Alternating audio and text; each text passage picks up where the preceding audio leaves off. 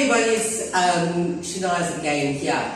And I was just thinking that we should, while we're sitting here, as all of us here living on Saints in the salon, here at Shanaz here at the studio with our beautiful, amazing stylist Renee, we had a few clients that actually asked us about our hair, us being colours, and we are women of colour.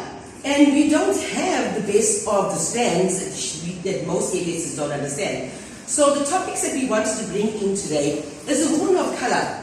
Us hairdressers. Please tell me, we've got some nice clients here. This is Renee and Sasha. And okay, so we're speaking about the grey story. A lot of our clients, don't you think, that would come in and say, Shanaz, special elders, I want to grow out this grey, and it becomes problematic. Would you like to tell us more about your story? Just tell us how you're getting, because I think when we blow dry your hair and that black at the ends, oh man, I think it's amazing. Don't you tell us how was the process of doing that? For me, the process was, if I could see my children embrace their grays, I just went for it. And I stopped colouring my hair with the first lockdown, and I just let it grow out, and I keep trimming the black off until I get there. I'll be happy. But it's effortless. It's timeless, and you feel good about yourself. Tell me about the texture. How's the texture of the hair? Well, my hair is relaxed with the coffee keratin. Okay, relaxed with the coffee because keratin. It's very, very curly. Okay. Natural, coloured hair. Do you find that when you're not colouring as much, do you find that your hair is more healthier at this time? My hair is much more healthier at this time. Okay. When I used to relax my hair and put a lot of different colours on, I had no life. Okay, so you find with the keratin, coffee keratin is actually helping. Amazing. Yeah, so a lot of people say, the defrizzer. Yes. Okay, tell us more about Renee. You've been coming to Renee for a long time. Renee's been doing my hair from she was still at school when she started with the scissors. Okay, well that would be quite an experience you need to let's put it that way. Yes. Okay, and why do you choose? I'm sure you visit other salons, and I'm sure that you've been to other places. We go to other salons, but we always walk out now, it's not the same. We still look for it and get it back to where it was. Why? What would be different?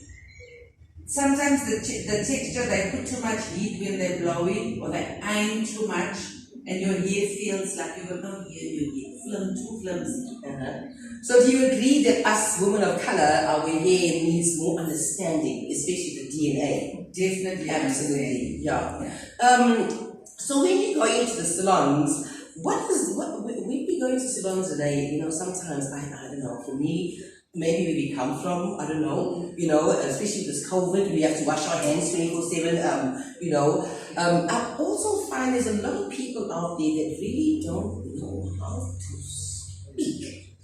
How do you feel about the hospitality in the salons?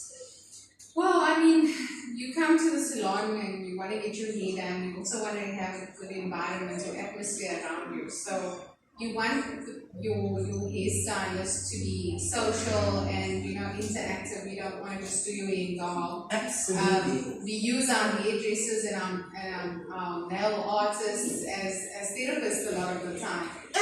So you kind of build a relationship.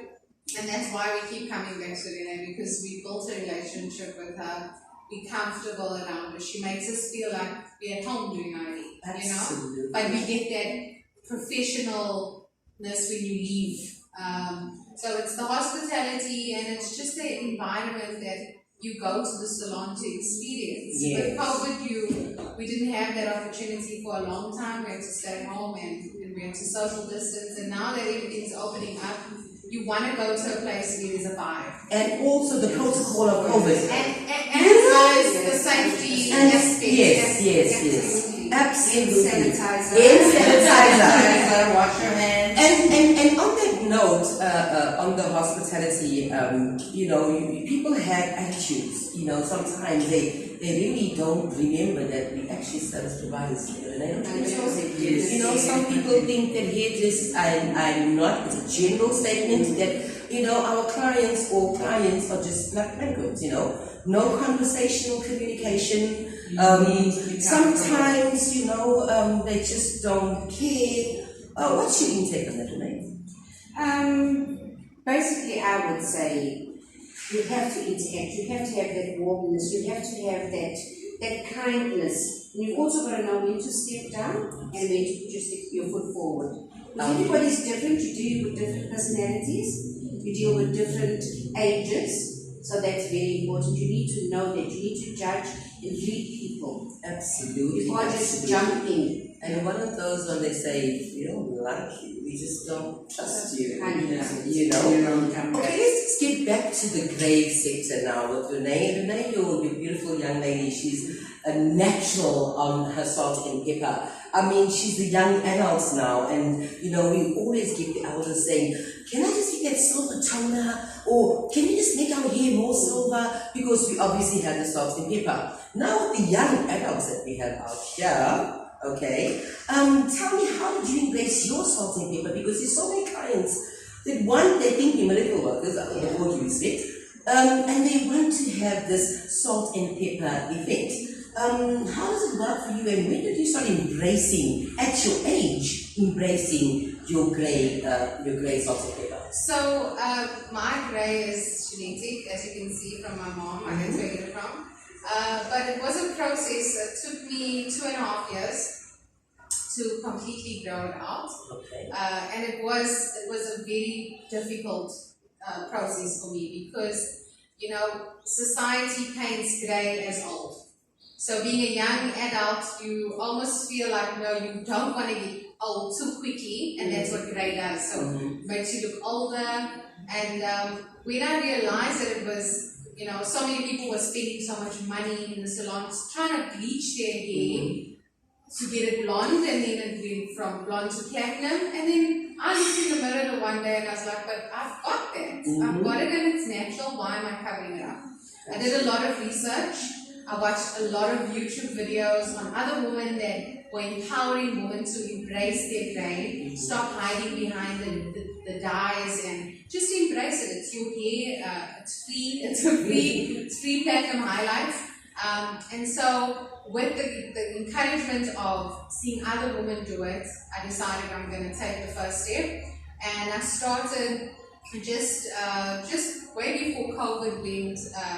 It was a process, and you do get to a point where it grows out and it's two tones, there's different colors in your hair, but you just have to push through it and just know that when you're done, it's going to look amazing. And that's exactly what happened. On that note, we're saying we should just reduce the calorie intake if you have your salt and pepper. Absolutely. And embrace more treatments, I would think, and wear this naturally. Because at the end of the day, you said it was a process and having these different tones.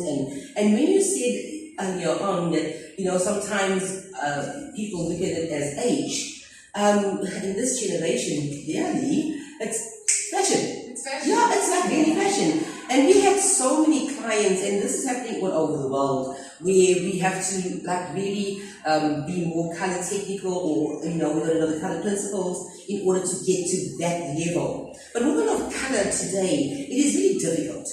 Why?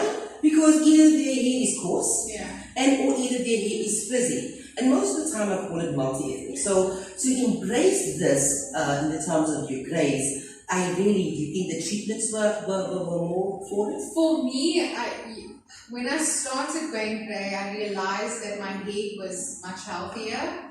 And when I started the process of growing it out, because I wasn't putting in color, I had to invest in treatments. Absolutely. Because the hair is more coarse when it's grey. So I just invested in more treatments so that I could get more smooth, silky grays, because as it grows, it does grow quite coarse. So I've also done coffee keratin, but I haven't done any treatments in the last year. And I think if you've got a good hairdresser, you almost don't need keratin treatments, and straighteners and stuff, because you've got somebody that understands your hair So long. and they know how to handle it, and they do it as you like. I don't like my hair too straight, so a little bit of volume is great. With natural grey, you get that volume because it's naturally coarse. Yes. So I don't think that you need to get to a point where you're doing straighteners all the time on your grey. Yeah. I think you just need to invest in a good hairdresser that knows what you want Yeah. and works with you through that process. I did have a hairdresser that was, whilst I was greying out, I think it was halfway, that was like, no, we must dye it. And I was like, so I never went back there because it's demotivating. It's already taking so much energy to accept the fact that you're growing naturally grey. The growing out process